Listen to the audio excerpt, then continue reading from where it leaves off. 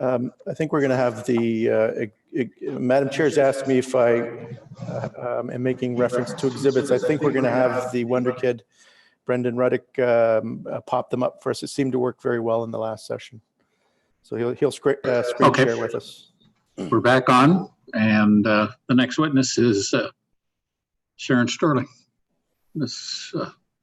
Annabelle. Thank you, Mr. Chairman. Perhaps Ms. Sterling could be sworn or asked if she wishes to affirm.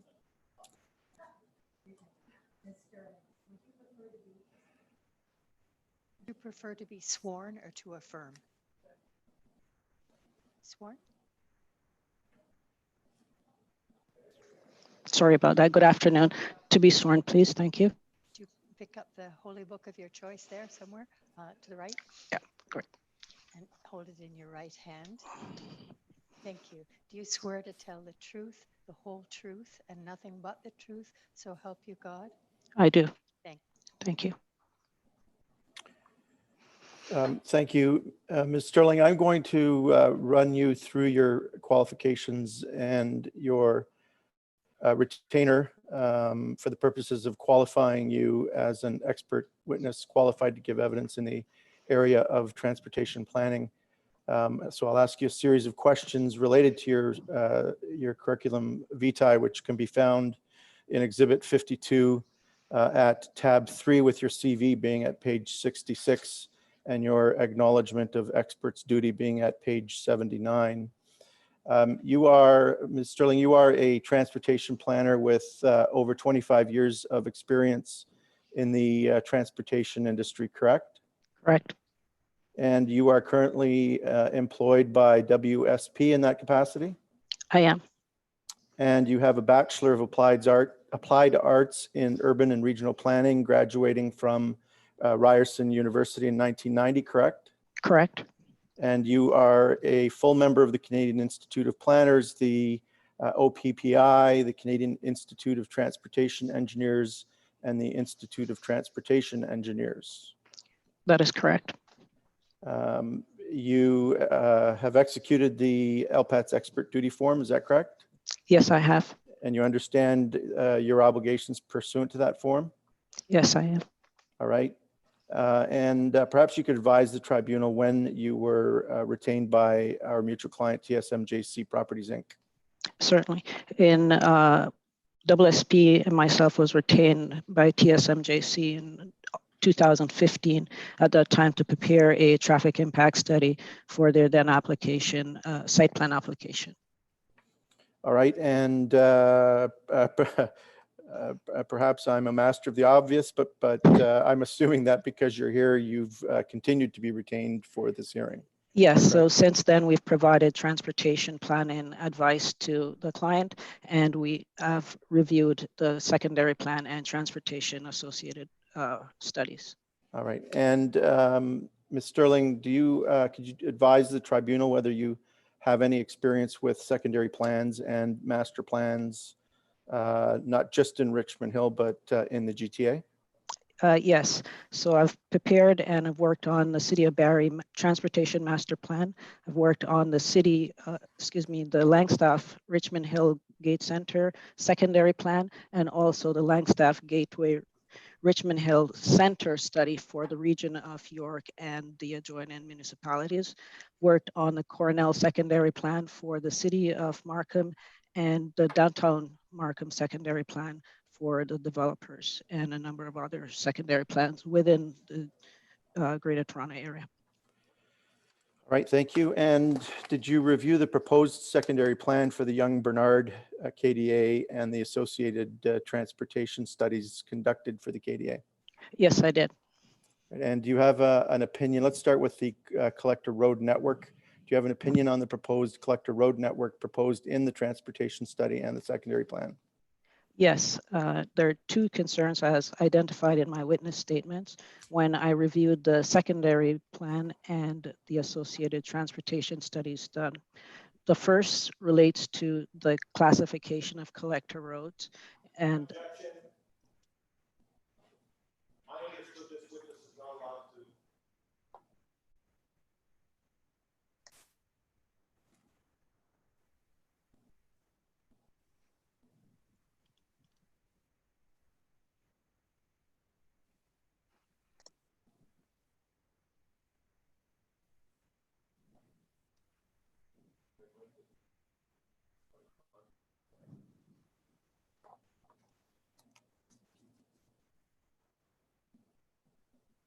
Thank you.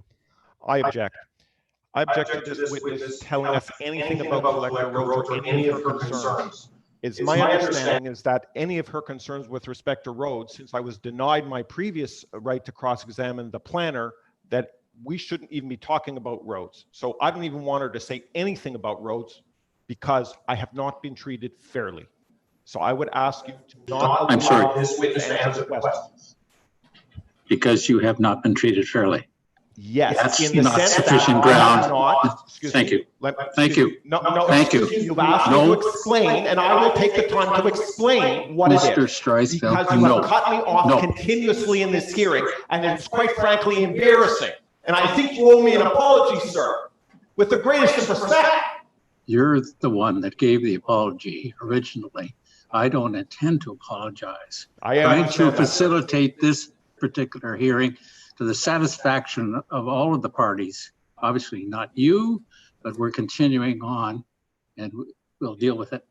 My objection Annabelle is that Mr. this witness Streisfeld. should not be able to give Mr. any Streisfeld. evidence with respect to Mr. collector roads because you denied me the right to do it to the previous. Have you Mr. not- Streisfeld, Have you not heard? I'd like to speak. Yes. This witness has only been asked by her counsel whether she had any concerns with the secondary. She expressed concern number 1. We haven't even heard her second concern. Could we hear it? And could you please keep quiet until she's completely answered the question? Thank you. So my objection stands, and the reason why is because you denied me the right to cross-examine on the issue of collector roads. Please be quiet, sir. Thank you. Just remain quiet, will you? Let's get on with the examination, the chief. Thank you, sir. Ms. Sterling, I believe you were starting to tell us about the classification of roads in Schedule 4. Correct. So as we look at Schedule 4 on the screen, there is a collector road proposed that connects from Kenyon Hill across Yonge Street to the Bernard Avenue. It is my opinion that the classification of this road as a collector road is not necessary to support the secondary plan. Objection. This is the opinion evidence that is quadrant specific, site specific. She's just given an opinion, and I was denied the right to cross-examine on the very topic. It's just not fair. Sit. It's just not fair. And you yourself, sir, introduced this as an exhibit or part of an exhibit, and you addressed a lot of these ring road, circular road questions. So it isn't inappropriate for this witness to express her opinion on the very question that you've already introduced. So please let her answer. Madam Chair, I hate to weigh in the middle of the fray here, but I do have a concern if the witness is intending to elaborate on the reasons for her objection. That's a phase 2 matter. If I can just finish my submission, please. Would you sit? If the purpose of providing the preliminary opinion is simply to indicate that the issue is being deferred to phase 2 where it will be adjudicated, I'm fine with that. But I would object if the intent was to get into any more detail on the basis for her objection. Understand, she was outlining her. Look, Mr. Streisfeld, no more. So if I can be of assistance, Mr. Chair, Madam Chair, the purpose of the evidence is to give context because I'm going to ask her about Exhibit 35 and the flexibility between public and private roads. And in order to do that, it's necessary for her to express what her concerns were with the classification. I do not intend to take her to a sector-specific or quadrant-specific explanation. And Mr. Chair, I'm satisfied on that basis. I would note for the record, it's no different than what Mr. Minette did in his witness statement, where he said, I object, I have concerns, but I note they're being addressed in phase 2.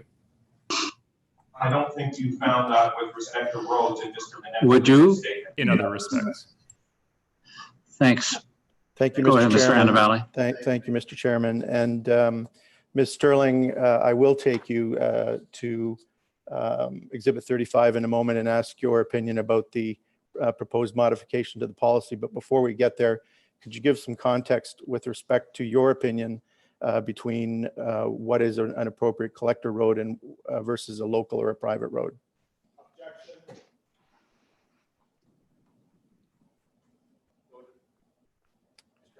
Thank you, Ms. Sterling. Sorry, is that denied? Yes. Thank you. So the Just, it has to be clear on the record. It's all being taped. It has to be clear on the record. That's all I'm asking. Kindly let this poor witness proceed. Thank you. The point I'd like to make here is that within the official plan, and that's section 3, Brandon, if you could pull that up, that speaks to the function of a collector road, which is to, so that's section 3 of the official plan under the section collector streets.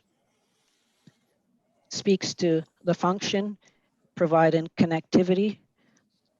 It also speaks to the function of it being a public roadway, and it also identifies that the collector road right-of-way to be a width of 26 meters or a minimum of 23 meters if required.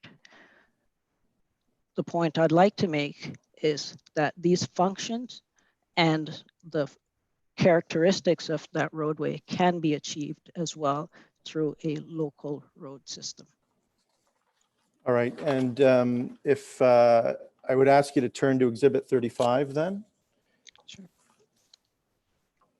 And perhaps you could give us your opinion about whether the proposed modifications to the public versus private road policies are appropriate and whether you support them or not. Sure. So if we go under section 12.4.4 and subsection 12.4.42, and the first modification that was made is number 2, that identifies collector and local streets for the Bernard KDA are conceptual as shown in Schedule 4 in the secondary plan. The second clarification, item 3, that speaks to the location, alignment, layout, width of the streets may differ from what is shown conceptually in Schedule 4. Provided that it can be demonstrated that the same function of the public access, continuity, connectivity, and municipal standards can be achieved. And it is my opinion that all these can be achieved within a local road network. Fourth, that minor adjustment to the locations of streets shown in Schedule 4 to the secondary plan shall not require an amendment to the secondary plan, provided that the intent of the secondary plan is maintained. I believe in the second part of the hearing, I could speak to that further as it relates to alignment. Right, and then just at the bottom of that page, item number 7 that talks about stratified public streets and private streets with public access easements for vehicles, pedestrians, and cyclists. Can you give us your opinion about that? Certainly, and this allows for private streets, provided they do have public access, continuous public access, may be considered where appropriate, and I support this amendment. All right, and did you have a hand in informing and negotiating and drafting this proposed modification? Yes, I did. Thank you.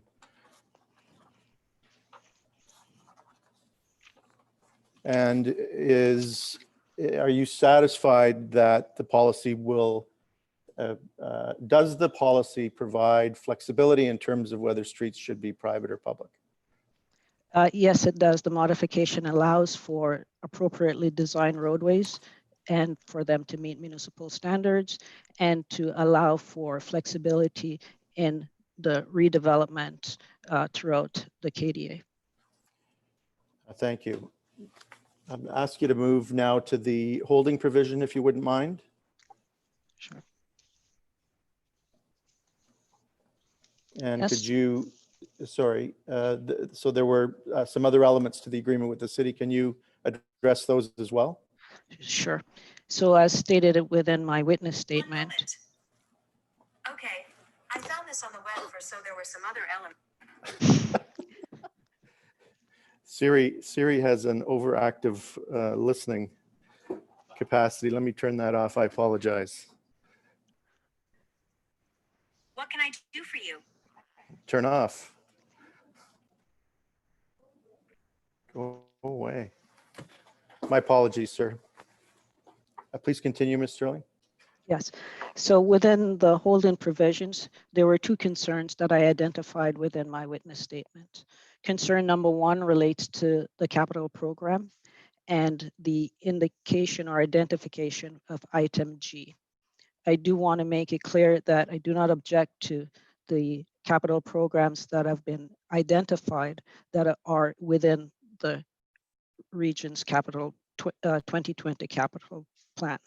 However, the inclusion of Bathurst Street widening from Major Mackenzie to Gable is not within the current capital plan. And furthermore, it is the jurisdiction of the region.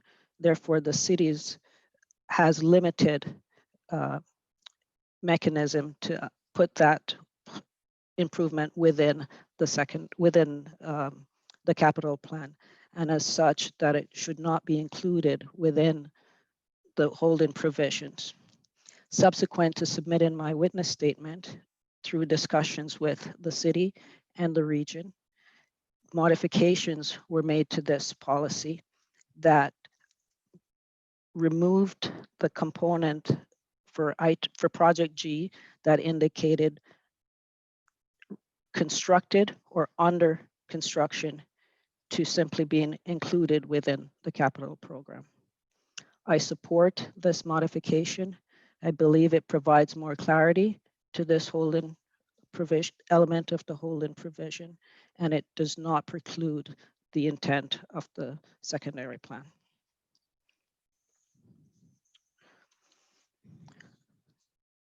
So, Anything else with respect to the capital programs? As it relates to the capital program, yes, I would just add sorry, I forgot to mention, the modification also include a segment or a component that states, should other regional studies or municipal studies be conducted, such as a regional transportation master plan, and the results of those studies identify that Bathurst Street is no longer required to provide the capacity within the system, then it should be removed altogether from the hold-in provision.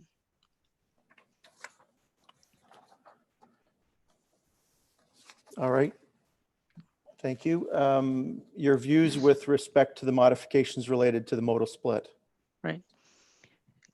So a concern I identified within my witness statements as it relates to the modal splits were, one, it provided it lacks clarity in the data that could be used to calculate the modal split.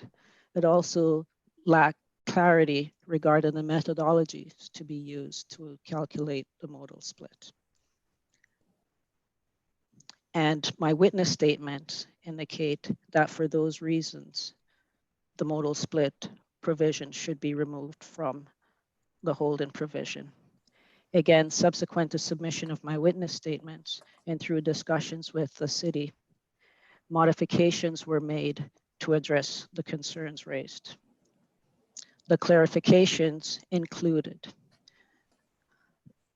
the modal split can be calculated using TTS data, can be used with calculating transit data, and I would like to add there and that data would be provided by the region, and of course auto trips as well. As it relates to methodology, there was an agreement that a screen line approach could be used to calculate the modal split, and that individual corridors could be assessed using transit zone data. Importantly, it also indicates If the identified modal split targets have not been achieved, other suitable measures can be used to demonstrate an increase in non-auto travel or an increase in roadway capacity. And as you're seeing on the screen, the clarification for regional project G, which is the Bathurst Street widening there, as it indicates, should future regional municipal comprehensive reviews or transportation master plan updates resulted in the improvements or the widening not being required, that it should be removed from the hold-in provisions. So just a repeat of what I said there. Okay. I believe these clarifications regarding the modal split and Project G, the Bathurst Street widening, provides additional clarity to the hold-in provisions. It provides consistency as it relates to the second component, which is lift in the hole, because it provides the data.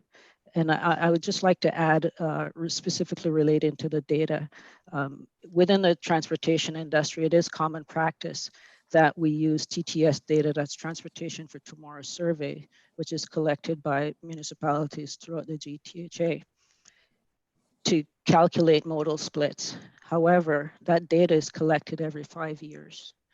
And the concern, or one of the concern with having the hold-in provision, was that that data would not be current or would not be available to use to lift the hold if it relied only on the TTS data. I believe the clarification and the acknowledgement that other traffic data, transit ridership particularly, can be used to lift the hold is an important one, and it provides clarity for all to lift the H. Right. Anything else with respect to the modal split? I don't believe so. Okay, then can you kindly summarize your opinions, please? Certainly. As it relates to the road network within the secondary plan, I believe that local roads and, where appropriate, private roads can be used to accomplish the objectives of the secondary plan. It is also my opinion that the modifications made to the hold-in provisions to provide clarity on its calculations, the data to be used, is an important element and should be adopted. And lastly, it is my opinion that the modification made to Project G, the Bathurst Street widening, for it to be included within the capital plan is an important one. And further, if additional studies by the region or the city identifies that this widening is not required to support the KDA, that it be removed from the hold-in provisions. That concludes my evidence. Thank you, Ms. Sterling. Those are my questions. Could I just ask a quick question? Sure. The page we now have up in front of us, that I wasn't sure whether you had suggested changes to the wording of clarification of modal split or lifting of the H. Were you suggesting there? Yes. So the item identified clarification on modal split. This entire paragraph is new, and this is part of the modification. And the same with regional project G. And you, question arising out of the board's question, if I may, and do you support that modification? Yes. Thank you. Any questions of clarification? Mr. Chair, just a few questions, please. Ms. Sterling? Yes.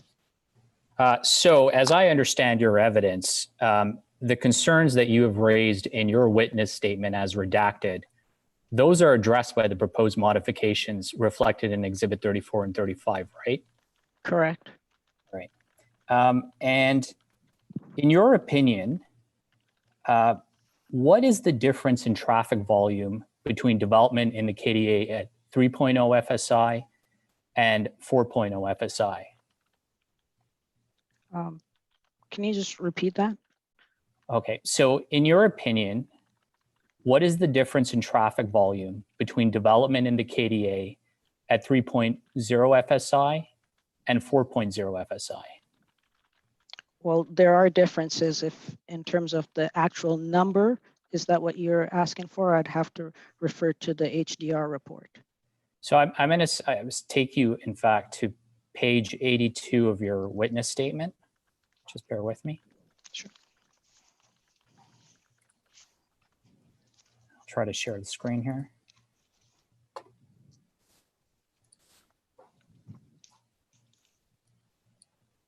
Okay, and this, what you're looking at on the screen is your witness statement as redacted. Okay. And I'm just going to take you down to paragraph 9. And you see here it says the difference in traffic volume between 3.0 FSI and 4.0 FSI is 500 two-way trips. Yes. And then you go on to say, as per the KDA transportation study, the distribution of these 500 trips over the network assessed in the KDA transportation would be negligible at each intersection. And does your opinion remain that that's the case? Yes, and just to clarify, the volumes calculated there were taking the traffic figure within the HDR report at 3 and the figure for 4 and calculated the difference. Thank you. So recognizing that TSMJC's concerns with the road in the southeast quadrant are deferred to phase 2, do you have any concerns, generally speaking, with a fine-grade road network proposed for approval in phase 1 in any of the other quadrants? No, I believe the connection between between Yonge Street and Bernard is an important one. I believe the connection to Yonge Street for the northeast quadrant is an important one, and the connections in Cannon Hill to the north-south, the proposed roadway is an important one. I don't have issues with the connectivity that those roads would perform. In phase 2, we'll identify specific issues relating to alignment issues. Thank you, Ms. Sterling. No further questions.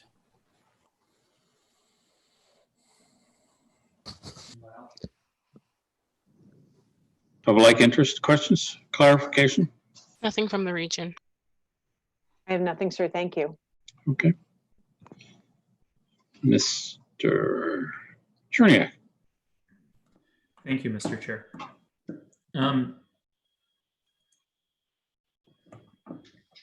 Good afternoon, Ms. Sterling. Good afternoon, sir. I'm just going to start where Mr. Cahar went for a moment. The difference in volumes from 3.0 FSI to 4.0 is 500 two-way trips. At 3.0 FSI, how many two-way trips does HDR say there will be altogether? And maybe I'll tell you why I'm asking this, because it might be easier. What percentage does that 500 two-way trips represent? What's the percentage increase in traffic? I'd have to look at the HDR, the trip generation section of the report. So I'm ready to share it if that's helpful, but I would need to That'd know be great. Approximately where to look. Fortunately, I don't have it with me, but if you pull up, there'll be a section, or in the table of contents, there should be a trip generation. Okay, so can everyone see my HDR report there? Yes. Okay. So I'll go back to the table of contents. Is it an appendix? No, it should be a part of the main report. So should I be going up or down? Sorry, down. So we've got existing, their trip generation, sorry, just went by. This here? Yep.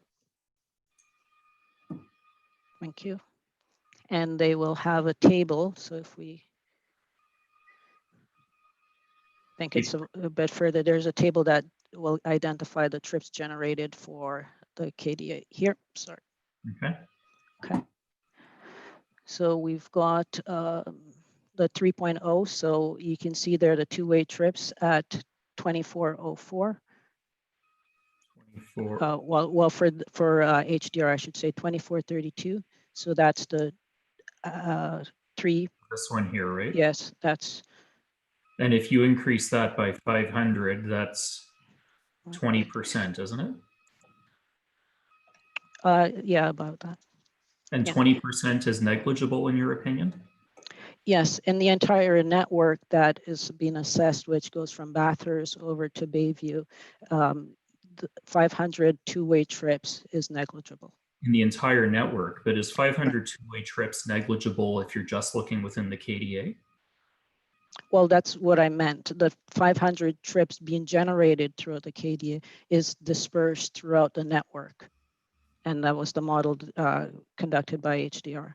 So the traffic generates within the area and it distributes throughout the network as far over as Bathurst based on their analysis and Bayview. Okay, so overall it's negligible, but if you're one of the people turning left onto Bathurst out of that subdivision, it's not going to be negligible in that location, right? I would have to look at the intersection movements at that location, but 500 trips throughout a network as this is negligible.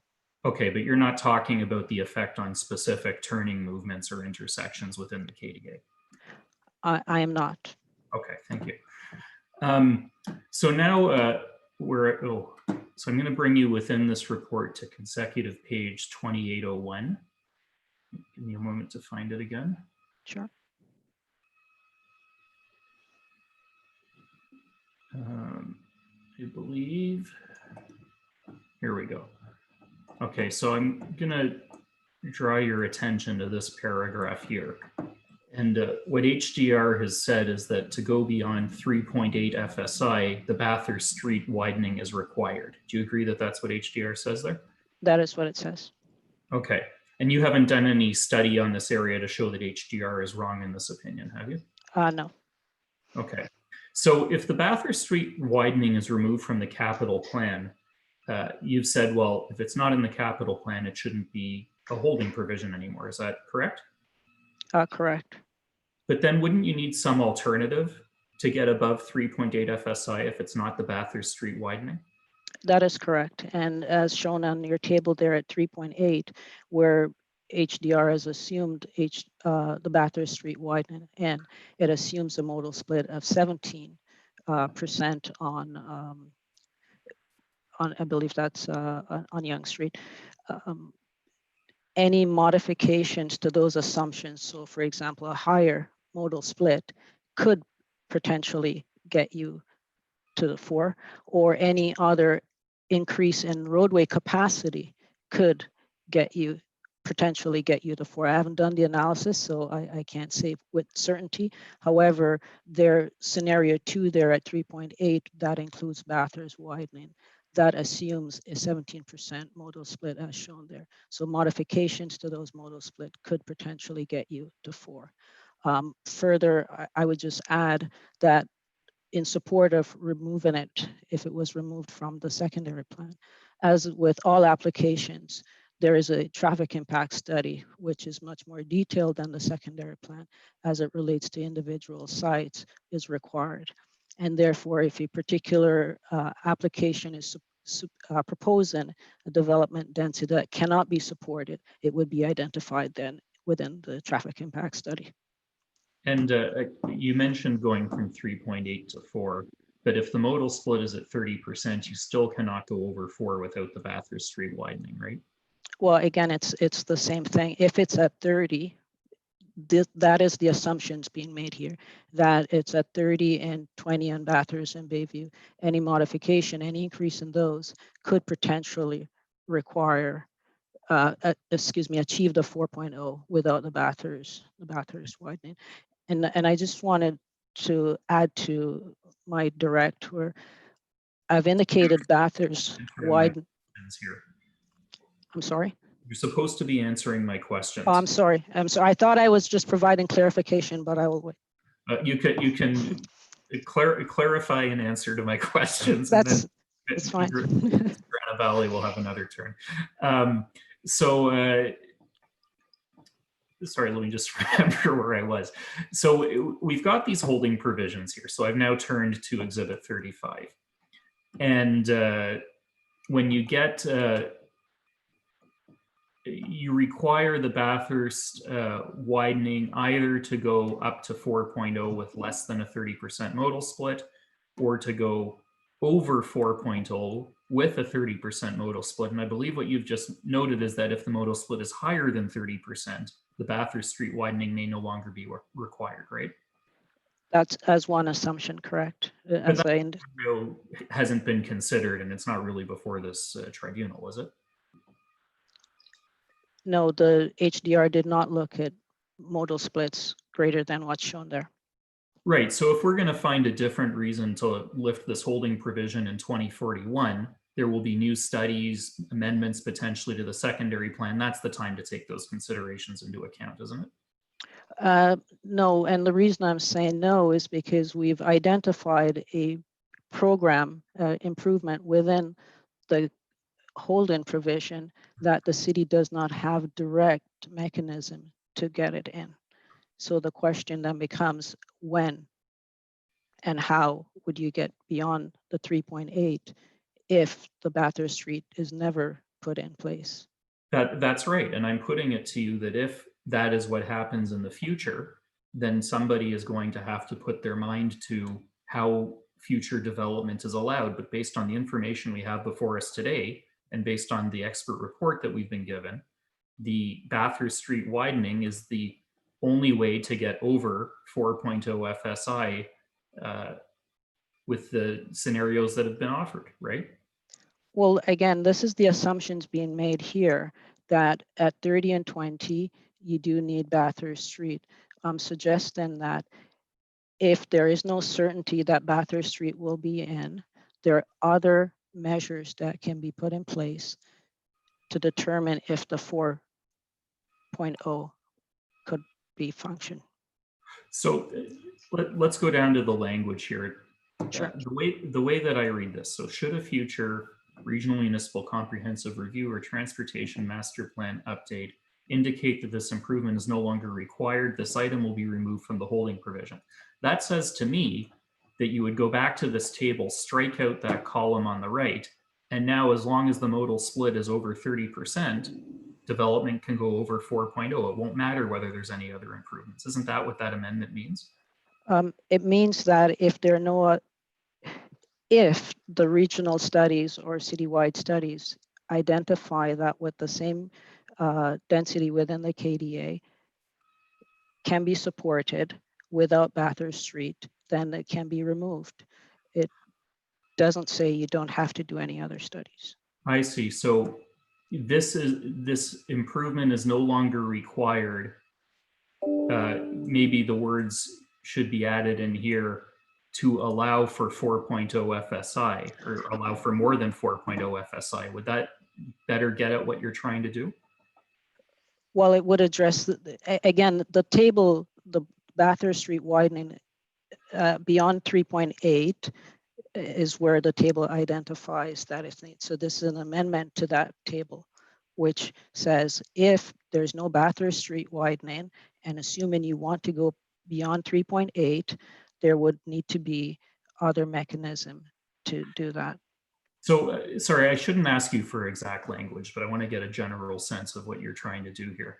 So the proposal is that if Bathurst is no longer, if Project G is no longer going to go forward, and if transportation studies no longer say that it's necessary for greater than 12,650 residents and jobs, then it should no longer be required. Is that what you mean?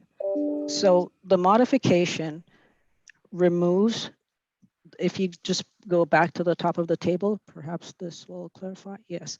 So as you can see, the original language said is constructed or under construction. The concern I had and still have is Project G is not within the 20-year capital program. The city by itself cannot put that within the region's capital program. So the modification says until the when Bathurst Street is included within the region of your capital program. So it's removing the uncertainty. It's not programmed. So to say when it's constructed or under construction, when we don't know if and when that will happen, to replace the word in to say included in the region's capital program, as are the other improvements. Okay, They're already included within the capital program. So that's the first change. So that change means it does not have to be built. It just has to be in the capital program. And then you can go over 4.0 FSI, right? Right, again, with the appropriate studies.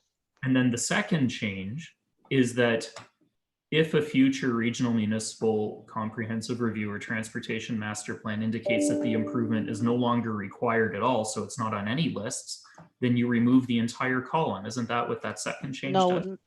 No, if I could clarify, it says no longer required. So as HDR used the regions model that identified global trip generation and assignment for the entire York region, including the KDA, if that's the current TMP or other regional studies were updated and there is no longer a requirement to widen Bathurst Street, then this improvement should be removed from the holding provision.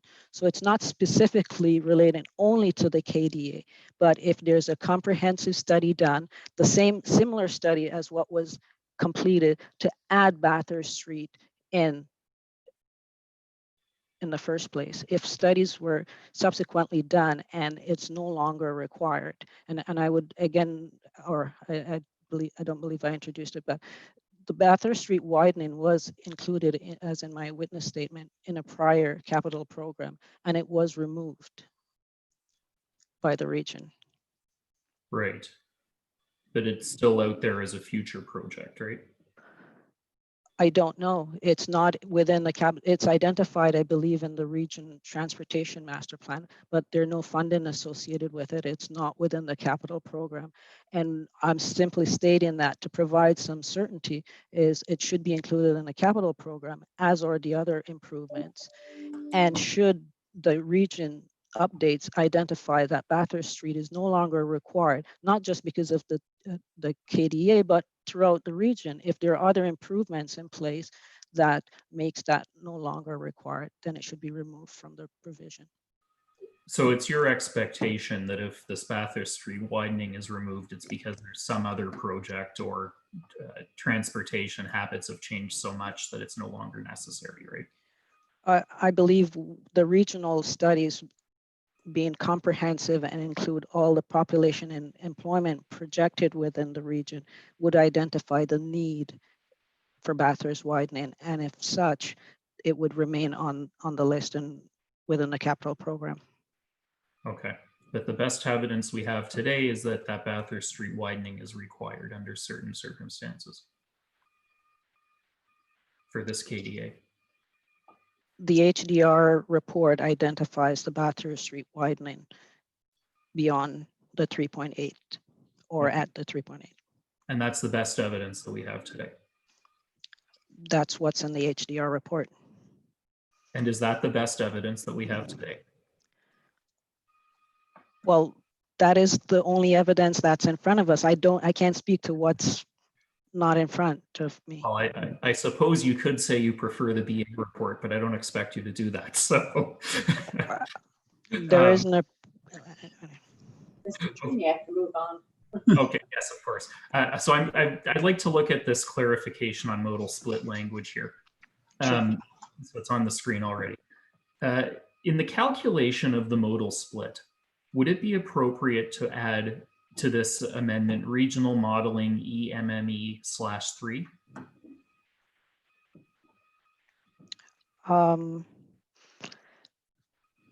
No. Okay, why is that? Okay. So I believe you're referring to the region's ME model, and the region ME model typically do not include targeted modal splits. And so to use the modal split strictly from the region's model would and I have observed at times the model does not even identify current modal split. So I would not rely only on the region's model to identify modal splits. Okay. And then the second sentence, if identified targets have not been achieved, other suitable measures can be used. What would those other suitable measures be? So as an example would be shuttle service. I've been involved in other studies where the transit service, whether it's through frequency or duration, does not provide appropriate connections. And so the developers provided direct shuttle service to a subway station. That would allow us or allow increased modal split because you're removing auto trips or single occupant auto trips and providing into a shuttle service. So the study has done the modal split, for example, is 25% instead of 30%.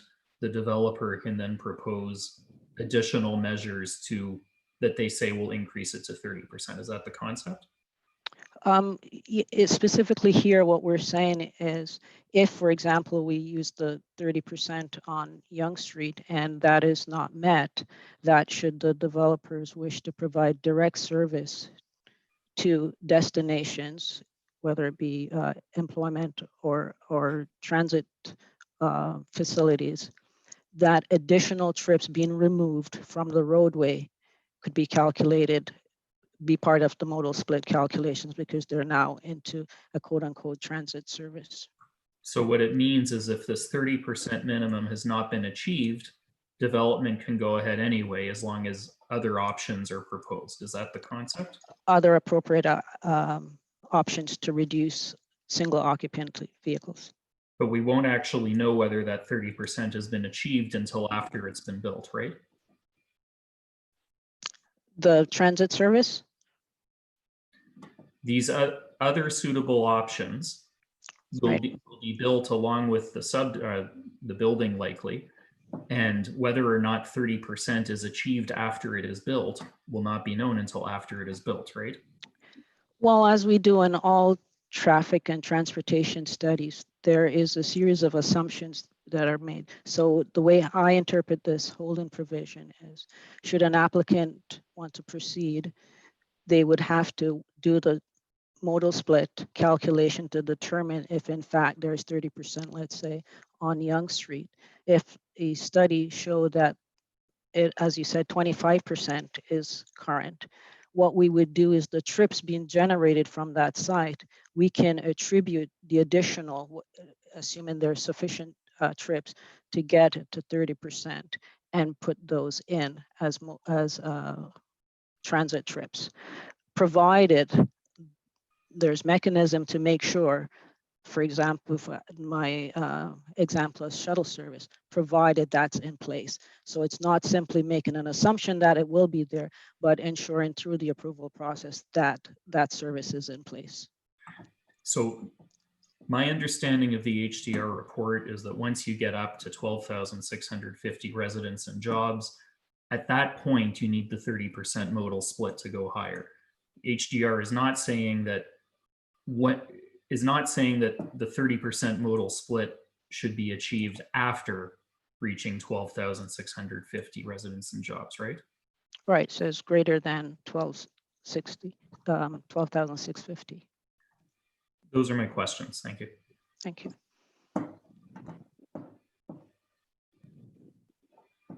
Is there any questions related to the evidence issue given? Mr. Azbek?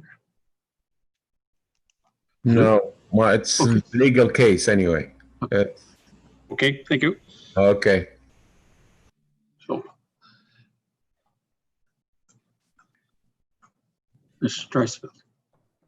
Streisfeld, you're on. And there is a half an hour left. Well, you proceed because that's what it's going to be for cross and re-examination. Well, I'm just saying it's not even okay. close to enough time. Okay. So, Mr. Annabelle.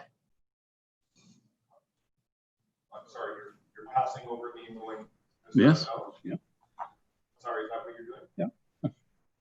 So On the time schedule that's remaining today, this is the time left on this time schedule that's been provided.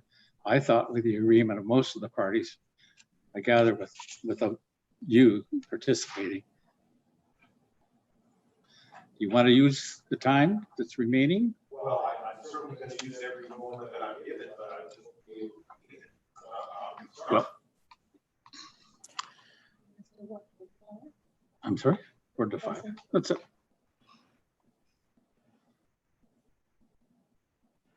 Sir, if I may, it's Mr. Annabelle over here. Okay. I just realized I neglected to ask the board to qualify Ms. Sterling as an expert witness to give evidence in transportation planning matters. I took you through her qualifications, but I didn't ask the $64,000 question. So I'm asking now before Mr. Streisfeld starts. Wow. Is there any issue that anybody has? I would have hoped that if there was an issue, someone would have raised it would have happened automatically. Even if we neglected to review it. Definitely, so qualified. I neglected, and thank you for that.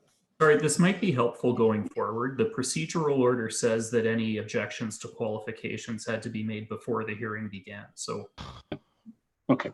Thank you. Thank you, Mr. Thank you, Mr. Treniak. Okay. Do you want to do anything? Absolutely. I'd like to at least use whatever time I'm allotted. First of all, Ms. Sterling, as I understand it, did you perform a TIS for the TSMJC lands? My office and I was involved in a TIS done in 2015. 2015. Correct. Okay. And fine. Because you made reference to this thing called a TIS. Yes, traffic impact study. I'm sorry. No, thank you so much. And I just want to be clear that I thought you said that such a study is more detailed than what you would expect at a secondary plan level? That is correct. Is that how so? What's the difference? Okay. So within the secondary, well, the HDR report is an example of a secondary plan, and it generally looks at a longer time frame. So we're talking 2030. Recently, the Barry study went up to 2051. With a TIS, we, depending on the density and based on the region's requirement, we generally concentrate on a 5-year time frame or to the opening day of that particular application. So it's more detail in that it looks at a current period and it looks at a detailed assessment of the road network immediately adjacent the site, while the secondary plans tend to go much further in including a much wider transportation network. So let me ask you this. If you have the HDR report and then you have a TIS, would you have more information from a traffic perspective in order to assess the policies and or regulations that are being proffered? No, so my understanding of the process here, we're dealing with a secondary plan. Didn't ask you that question. Didn't ask you that question. I simply asked you, if you have the HDR at the secondary plan level and you also had a TIS for a specific quadrant or site or anything, would you have more transportation information than you would have that would be useful to informing the policies that are being proffered here? Doesn't the TIS give you more site-specific data? Yes, the TIS provides more site-specific data. Okay, and I just want to be clear, you didn't provide a TIS for your client's lands, correct? Our client had an application in 2015. Yeah. And there was a TIS submitted for that application. It does not addresses the entire site, just the specific application. Okay. Now, as I understand it, you had concerns with the HDR report. Is that correct? I identified the concerns I had relating to the classifications of the road network Right. within that. So does that mean you had concerns with the HDR report? There are some elements that are identified in the secondary plan that may have resulted from the HDR report that I do have concerns with. Some of those are for the next phase of the hearing. I understand what you're telling us may be for another phase. Now I want to just come back to this for 1 second. Can you just pull up your witness statement for 1 second, or I can use my version. Or I lost it. Where is it?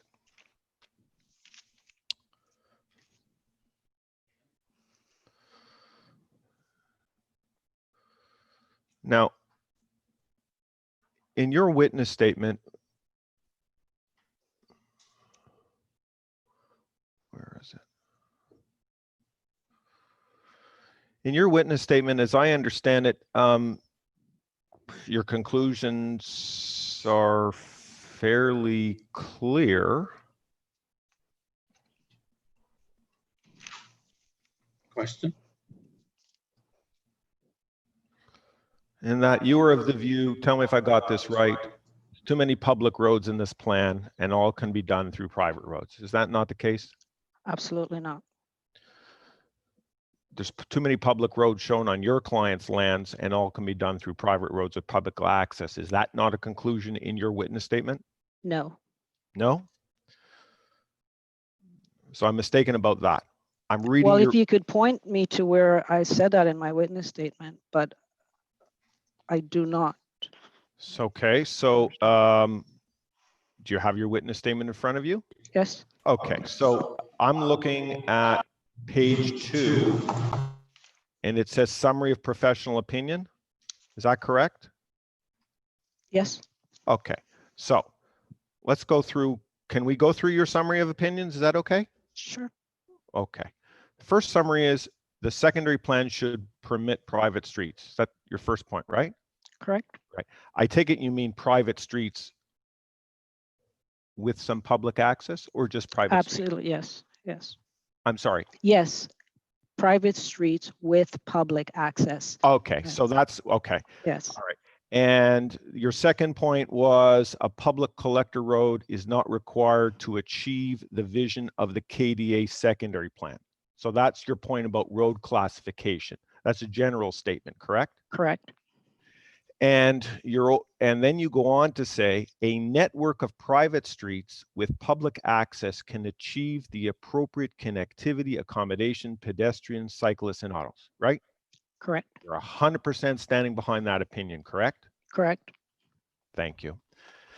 And as a consequence of that, because you were of that opinion, that is why you have asked for.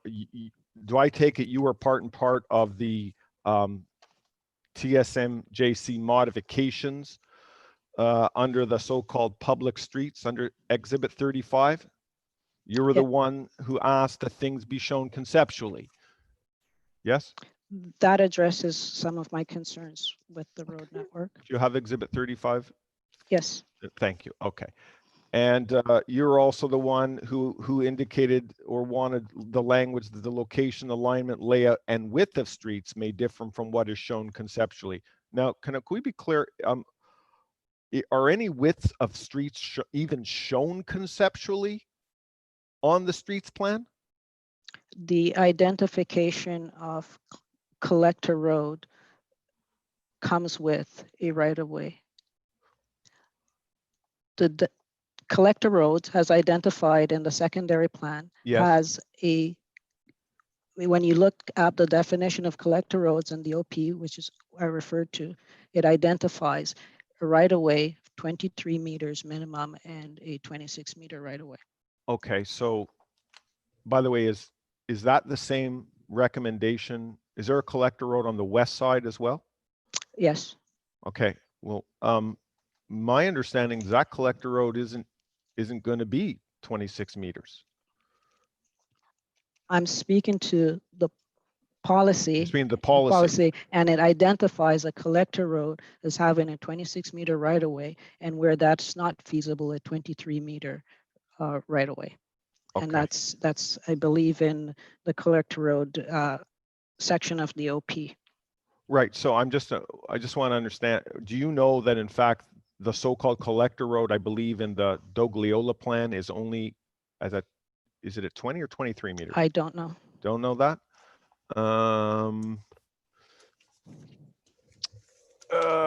Give me 1 second. Wow. So I understand this is exhibit, that's probably one of the 42. I want to just take a look at that. I'm just going to give that to you. Can I just, pardon me, or I'll just come and give that to you. Sorry.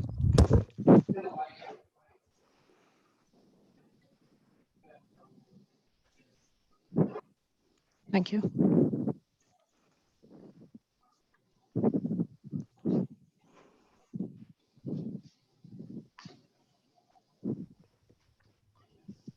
Are you now looking at what I understand is a partially constructed collector road? Well, I am looking at a diagram that indicates a 20-meter. And what kind of road is that? From the secondary plan, it's identified to be a collector road. Schedule 4, that loop is identified, I believe, to be a collector road. Can you check that again? Schedule 8.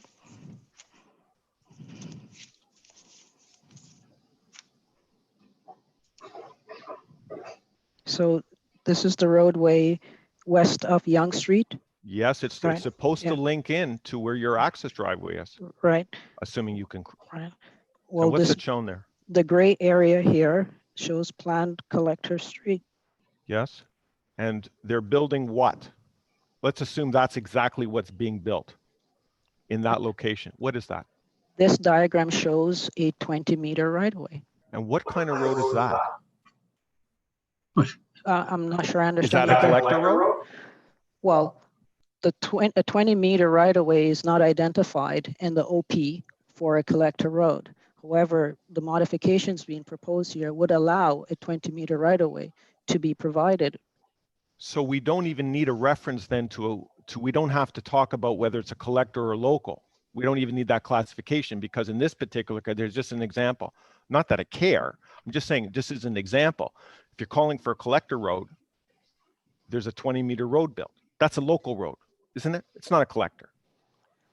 Well, again, the classification based on Schedule 4 refers to it as a collector road. Right. And I'm just saying to you, you would know that a 20-meter road is not typically a collector road. Is that right? Well, She's answered that question twice, sir.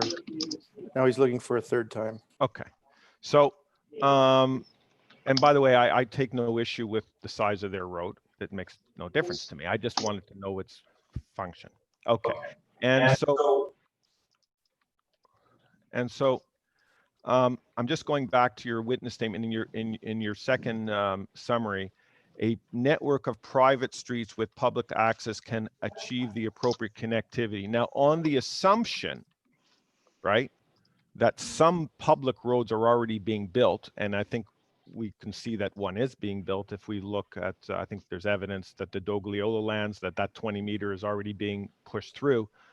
We're really left with, like, I guess your client's lands or my client's lands, which haven't been developed. So are you saying that a network of private streets with public access should be really the operating principle here for the proper development of this KDA secondary plan? All I'm stating here is public roadways can be included within the secondary plan, and a private road providing public access can do that. I am not stating that all the roadways within the KDA should be a private road. I'm not suggesting that at all. I'm saying private roads should be allowed where appropriate within the KDA, as long as they're providing public access. Fair enough. Okay, so under that circumstance, I think if you follow your definition, then, by the way, is that an operating key principle that you are working from as a transportation? That private roads with public access? Is that the preferred principle?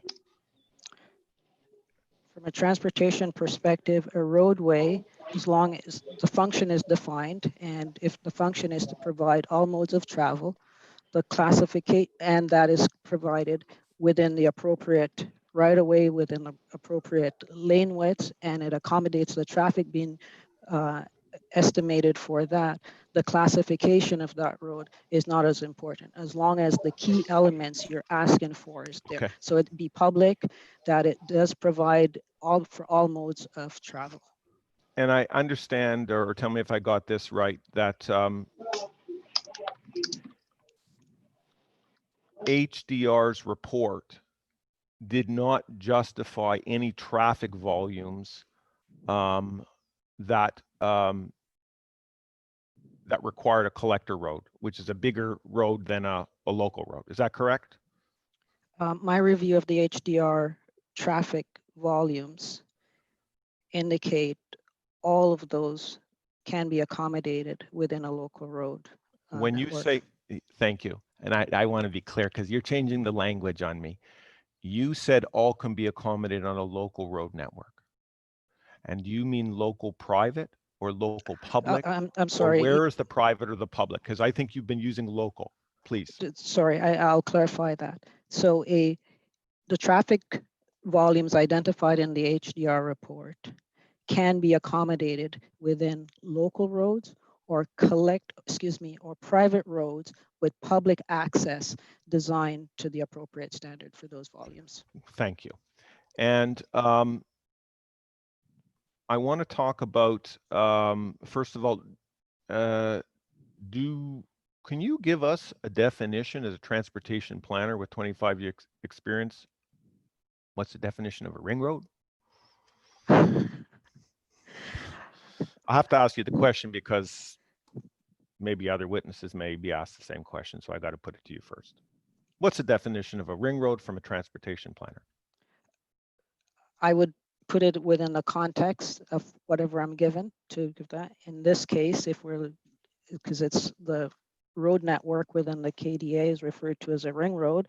And in my review, it provides connectivity to all quadrants. It does provide access points on Bernard, on Yonge Street and Canyon Hill. And it allows connectivity throughout the KDA.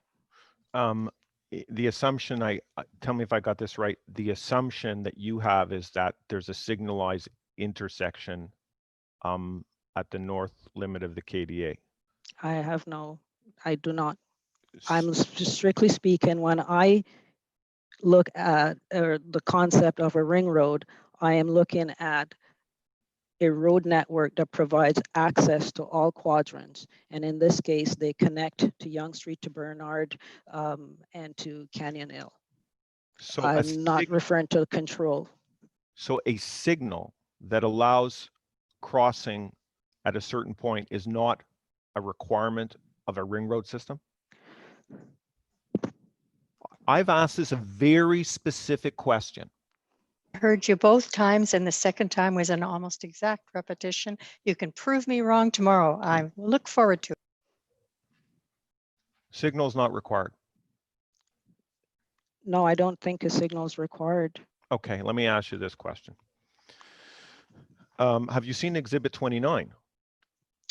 If you could refresh my memory, what's 29? This is the drawing that Dan drew as to what the ring road is supposed to look like. Oh, Schedule 4, or the modification in Schedule 4. 1 second. Now, I'm wasting time pulling up documents. Well, in fairness, but the exhibit isn't even here, but okay, I'll pull it up. I just want to get your opinion on whether, hang on a second, I got to pull up Exhibit 29.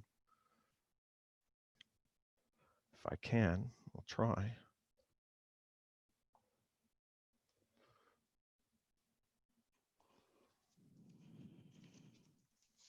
Okay, I think we got it up there.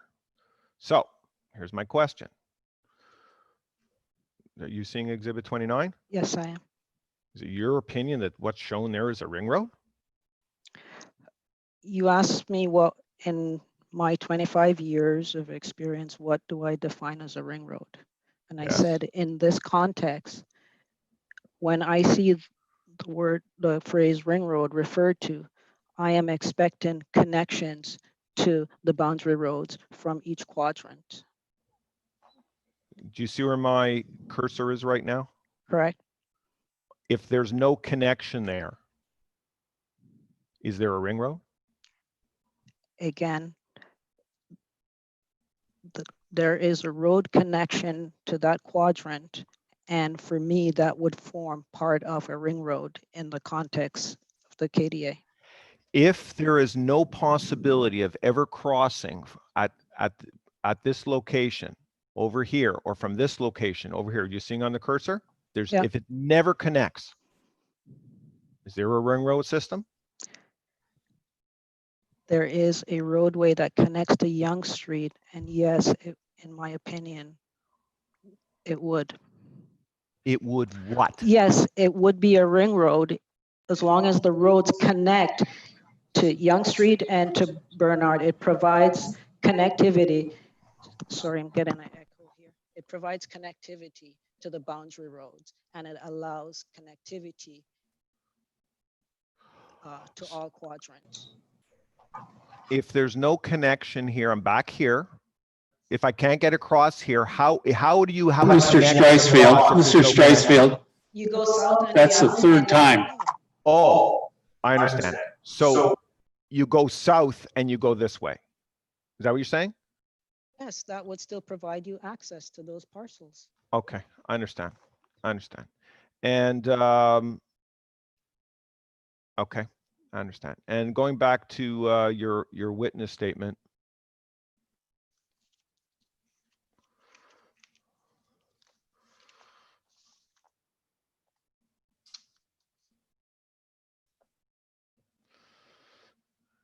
You had you attached a page, I think it's just after your exhibit 2 to your witness statement. Yes. I'm going to try and pull that up. Let's see. I don't know if I'll get lucky. I think I will. Let's look at that. It's on screen? Correct. Okay. Tell me if I got this right. You see where my cursor is right there? Yes? Yes. I'm Okay. sorry, yes. Do I understand that you have identified a minimum spacing issue between here and here? Is that what your witness statement says? It does. Does. Yes. It does say that. Excellent. And so, well, should we put a road there even if there's a spacing issue? Mr. Chair, I'm going to object. That's squarely a phase 2 issue. Well, how do we have a ring road system if you've identified a spacing concern to the intersection? I just want to know how this works. How can this even be a phase 2 issue? Mr. Chair, the appropriateness or the location of a collector road, or where it should be located, or if it should be located, has already been confirmed to be a phase 2 issue. My friend can't get around that by framing the question in another manner. I'm not talking about whether it's a collector road or not a collector road. I'm just saying a road. And my understanding is you're telling me that the location of a road between Yonge Street and Yorkland, there's a intersection spacing issue that causes a conflict or a problem. Is that the case? I'm happy to address it if I can. I understand that's a phase 2 hearing. Thank you.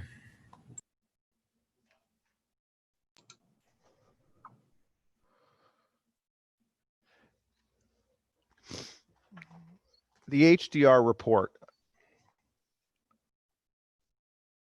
Is it your understanding that the signal that we looked at in Exhibit 29, you know, the one just north, Exhibit 29, you got it. Okay. Is it your understanding that this signal and this intersection must be in operation in order to achieve the up to 4.0 FSI for the block, excuse me, for the KDA?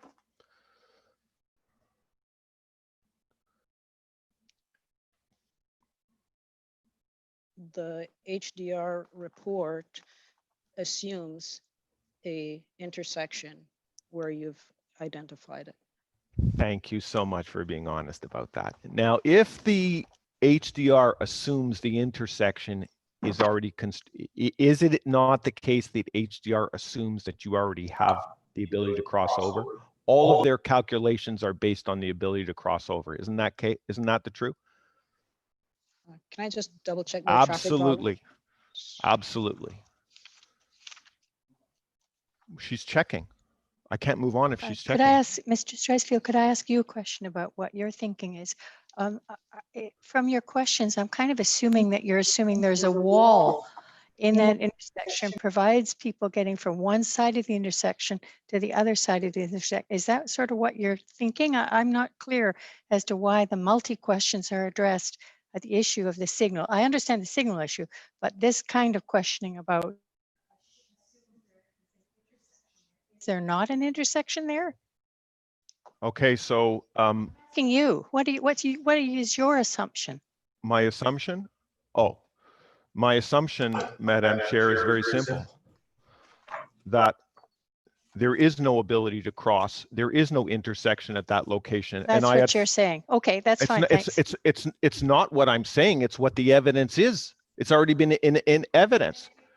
Well, she asked you the question, you responded, and then we'll move on. And so far, frankly, in the cross-examination of this particular witness, she's affirmed what she's given several times in chief. I don't think we've moved to any significant changes in her opinion. So are we going somewhere? Sure. So by the way, you said you were the author or had some drafting in this stratification policy? I was involved in that. Okay, in the modification. Okay, well, okay, let me just deal with this fast. Who drafted the 7A, this requirement for a council approved policy? Where did that come from? The entire 7 was, again, modification made through discussion with myself and the city and the region transportation staff. And I'm sorry, and who? The region and the city's transportation staff. I see. Now, why would there ever need to be a council approved policy permitting stratification if we're before the LPAT now?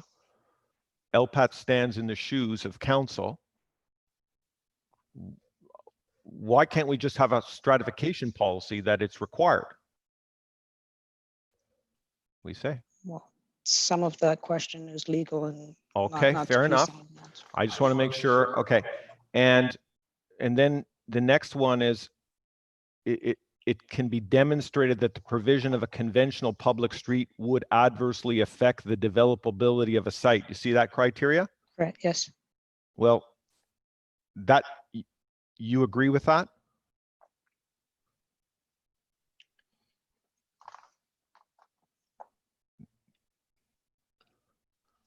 I mean, isn't your yes, I agree with it. Yes. Okay, isn't your client's case that you cannot properly develop your client's lands on a conventional street? Isn't that the whole foundation of why your client appealed? No. Is it part of it? The modification has been made to provide flexibility in the road network and the road function classifications that are proposed within the entire KDA. Is it not the case that your client objected to the provision or construction of conventional public streets? not in its entirety. Okay. And then going to the next one, C, it protects and does not impede the city's ability to operate, service, maintain, and replace infrastructure. You see that? Yes. There's more, right? Okay. Now, just to be clear, in a private street with public access, we don't need any municipal infrastructure, correct? It depends. Again, What kind of municipal infrastructure? What are we talking about? it depends on the specific location and where the road is and what services are provided above it, below it. It doesn't mean it doesn't have to be. Isn't the person who drafted this policy, didn't they assume that you would basically have a private road, standard condominium road, sitting on top of a garage? Isn't that what this policy means? What are we talking about doesn't impede infrastructure? What infrastructure would there be needed if, for example, you just gave an easement? Okay. I can only speak to the intent of the policy to provide the flexibility within the road network to accommodate both public roads and private roads with public access. And the city, and I'll just, to be fair, the city wanted to ensure, depending on those, if it's a private road and those municipal services are required, that it could still be provided. So, but I'm asking you as a transportation, what municipal services would be required if it's a private road with public access? Can you think of any? I just would want to know if you could think of any. It couldn't be a sanitary sewer. Would you agree with that? It couldn't be a storm sewer because that would be constructed as part of the garage. You're giving her answers. Let her answer. You're speaking about service and issues, and they're not issues that I'm comfortable dealing with. That is not a transportation specific issue. So, okay. And I want to be clear that I understand this HDR thing. You told me that HDR assumed that the signal and therefore connection across at the north limit of my client's lands, connecting into the Yonge MCD's lands.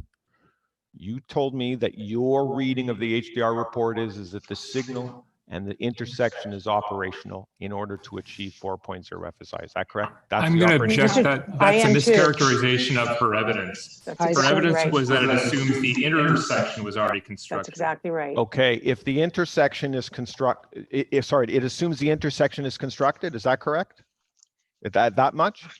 I'm going to be clear. The traffic figures provided in an HDR report and I'm just using the total traffic, which is 4-29 there, which is the total traffic volumes, provides an intersection where you're referring to. Okay, so the assumption is the intersection is there. The assumption is that the intersection is there, and therefore the assumption is that the BRT must be broken. You must create a break in the BRT for that to occur. Is that your understanding? Based on the BRT plans, I would think so. Okay. And do you have any opinion as to whether or not it would be appropriate to break the BRT at that location? That is not my area of expertise. Okay. And did you raise any issues with the parking standards? I did not. You're not. Are you accepting the parking standards and the parking regime that's being proposed here? We have no objections to the parking. You have no objections to it. To the parking. That's right. And what about this parking? Is there a parking strategy here? The HDR report outlines a parking strategy. In your opinion, there is a parking strategy. Oh, come on. No. That's the third time. What you've heard and what you've read, you've concluded that there is in fact a parking strategy. Is that right? I don't know. That's Sorry, yeah, you can. Okay, and I cut you off in terms of cross-examination. We're satisfied that the areas have been covered, and as I said, frankly, you provide a lot of reaffirmation of our evidence in chief. Now, if there's anything Mr. Annabelle would like to raise in re-examination, now. Short questions. Thank you, Mr. Chair. Ms. Sterling, you'll recall in response to questions by both Mr. Kahar and Mr. Treniak, you were asked the difference in traffic volumes between 3.0 FSI and 4.0 FSI. Do you recall that? Yes. And I think you took them both, or one of them, to a chart that showed a difference of 500 two-way trips dispersed throughout the network, I think is the way you put it. Correct. And you indicated that in your opinion, 500 two-way trips dispersed throughout the network was negligible, I think is the word you used. Do you recall that? Correct. And then Mr. Treniak asked you whether you were talking about specific turning movements like the left hand turn at Bathurst. Do you recall that? Yes, I do. You indicated that you hadn't studied the intersection in order to properly answer his question. You recall that? Right. Yes, I recall. Okay. If it's your opinion that 500 two-way trips dispersed throughout the network is negligible, what would you expect the effect on the traffic movements, the left turn traffic movements at Bathurst to be? And if you can't answer that, that's fine. No, the HDR report does not provide turn-in movements at Bathurst. I would expect 500 trips dispersed on a network that expands over kilometers to be minimal on the network. Thank you. One other question. Do you have exhibit 42 there? That exhibit, just to remind you, that's the exhibit that shows the width of the Dogliola collector road? Yes. And I think you indicated that the width of the road was 20 meters. Do you recall that? Yes. And is that 20 meters throughout, or does the width change as the road approaches Yonge? Can you tell from exhibit 42? Yes, it does widen to a 23-meter right away as it approaches Yonge Street. Okay, thank you. Those are my questions, Mr. Chair. Thank you. We're done. We're done for the day, and we'll start tomorrow morning. I gather with Mr. Dennis Carr. So, sir, I've got what hopefully is good news, or what hopefully everyone thinks is good news about Mr. Carr. I've determined that I don't need to call him. We've heard enough, in my view, we've heard enough evidence related to the transit station. So with your leave, and I can only do it with your leave, I would ask that Mr. Carr be excused from giving evidence. You got it. Thank you, sir. And Thursday morning we'll start it. Mr. Chair, just one other matter before we break for the day. You'll recall that yesterday we had advised the tribunal that we had not yet been provided with redacted versions of Mr. Streisfield's witness statements. And for that reason, last Thursday, we took the liberty of preparing what we consider to be appropriate redactions of his witness statements. To this point, we have not yet received sign off on those redactions. We're now at a point where we will be starting Mr. Streisfield's client's case tomorrow, likely first thing tomorrow. We cannot be in a situation, respectfully, where there is still a dispute as to what are or are not appropriate redactions before the witness gets on the witness stand. So I would ask respectfully that the panel direct Mr. Streisfield to let us know this evening whether he accepts the redactions that we have provided to him, and if not, where he takes issue with those redactions, so that we don't have an ongoing dispute in that regard before we start the examinations in chief of his witnesses tomorrow morning. At least those witnesses. Sorry, at least those witnesses that are going to appear tomorrow. At a minimum, for those witnesses who will appear tomorrow, there could be at least 2 of them. Response?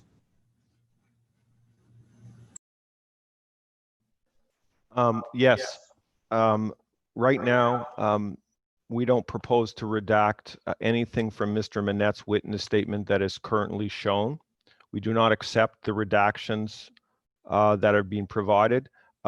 We will have a addendum witness statement, which we will file, and it will explain everything, period. More importantly, I want to proceed with my case first by calling Mr. Augustine Cove from the region And so I would ask that he be available for 9:30 tomorrow morning. He is going to be my first witness, of course, under cross-examination. If I may, seeing as Mr. Streisfield is giving this information at this time of the day, when the hearing plan clearly has him calling 2 witnesses ahead of Mr. Coe, I cannot guarantee that Mr. Coe is going to be here tomorrow at 9:30. So rather than waste this tribunal's time, I suggest that we proceed with the plan as it's indicated. He has 2 witnesses, which I assume would probably take most of tomorrow. I can see if Mr. Coe can make himself available late in the day tomorrow, but that's not a guarantee, seeing as he was expected to be called on Friday afternoon. In fairness, I did alert my friend not at 5 o'clock about my request to bring that witness here at least 2-3 hours ago. And I asked you to raise it on the record, which you're doing now. Okay, but so I want to proceed first with Mr. Coe. And I've told you that that's not possible. That's Not possible. not possible. She responded. Oops. Yes, I'm not on. I'm off, period. No, we can hear you. It's me. For something happened to my joining. No, we can hear you. Keep talking. Okay, well, she's given you a reasonable response to a request you made late in the day.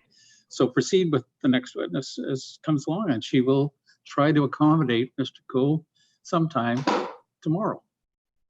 That's it. Well, maybe I'll start with perhaps an urban design witness first. On the list, you have Mr. Chan and Mr. Pereira going before Mr. Coe. You have 2 witnesses. Yes. Which one are you going to call, Mr. Streisfield? Which one are you going to call? Mr. Pereira. Okay. Well, does anybody have any issue with the? Well, except yes, sir. You want the issues. Well, that's one part of it. There's a few concerns. Firstly, this hearing plan was agreed to by all counsel, at least as it relates to the sequence of witnesses. We had arranged for our corresponding witnesses to ensure that they were generally available at the time when their counterparts would be testifying. I don't know for certain that Mr. Theodore will be available to hear Mr. Pereira's evidence if he's put up first thing tomorrow, because according to the hearing plan, the expectation was that he wouldn't be starting until later in the afternoon tomorrow. So I can't say whether that is in fact acceptable from the city's standpoint. The other point I just wanted to raise, I've heard now from Mr. Streisfield in relation to Mr. Manette's witness statement. I'm told we've now heard for the first time that the proposed redactions that we prepared are not acceptable. Right. We're told, I think I heard him say that there's not going to be any redactions. Perhaps I misheard that. That's one concern. I've also heard that we're going to be receiving an addendum witness statement. This was raised in discussions last week. We made it clear that if he's proposing to provide an addendum witness statement for any purpose, we need to see that well ahead of time and not on the eve of the witness's testimony. So I will take strenuous objection to an addendum witness statement landing on our doorstep just before the witness is purporting to give evidence. And I'm going to retain that objection. Absolutely. The last point is we still have not heard from Mr. Streisfield with respect to the proposed redaction to Mr. Chan's witness statement or Mr. Pereira's witness statement. Mr. Chairman, may I just chime in on the issue that Mr. Kustner has just raised about the reference to an addendum witness statement? He indicates that he was made aware of that last week. It's the first I've heard of this today. And so I need to object strenuously. I had no forewarning, and frankly, I don't want to sit here and be silent and be taken by Mr. Streisfield to consent to an addendum witness statement at this late stage of a hearing process that's been underway for weeks. There will be no surprises, I can guarantee that. That doesn't matter, sir. We had a procedural order that everybody agreed to, and everybody else has abided by it. We So can't be we should arguing just about a move forward. procedural order that everybody agreed to that got changed in the middle of the hearing, please. Respectfully, Mr. Chairman, that does not give Mr. Streisfield carte blanche to simply run a hearing the way that he suits him at his whim at any moment of the day. And I need to state on the record that I remain concerned about a series of questions before you and evidence that's being called on matters that were already decided, for example, with respect to my client a year ago in a hearing that Mr. Streisfield just didn't bother to participate in. So we've already gone down a number of paths that have been irrelevant to the matters before you, but this now is actually really putting icing on the cake in terms of how reprehensible it is to just suddenly spring on us the idea of addendum witness statements at this stage. Mr. Streisfield, why can't you proceed with the order of evidence that most everybody agreed to and everybody has planned to deal with in the order it was provided? What is the problem? Why?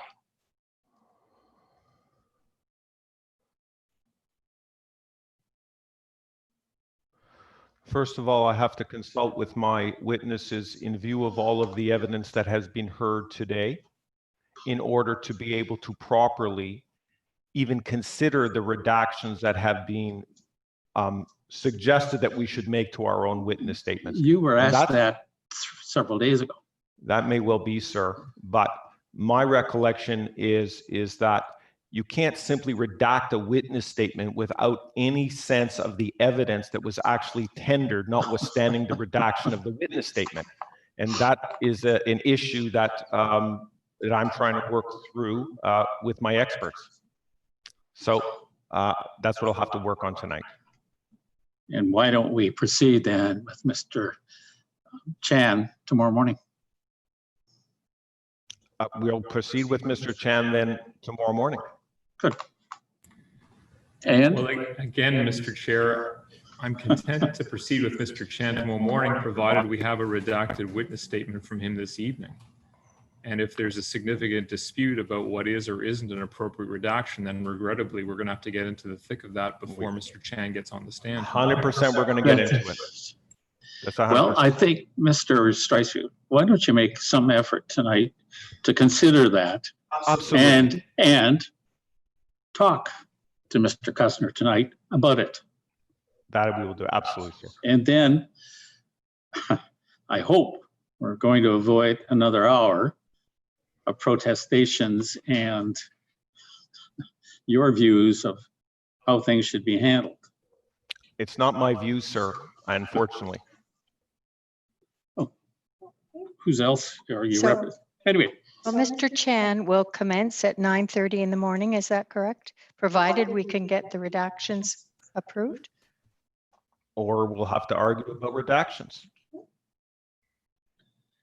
9:30. Thank you.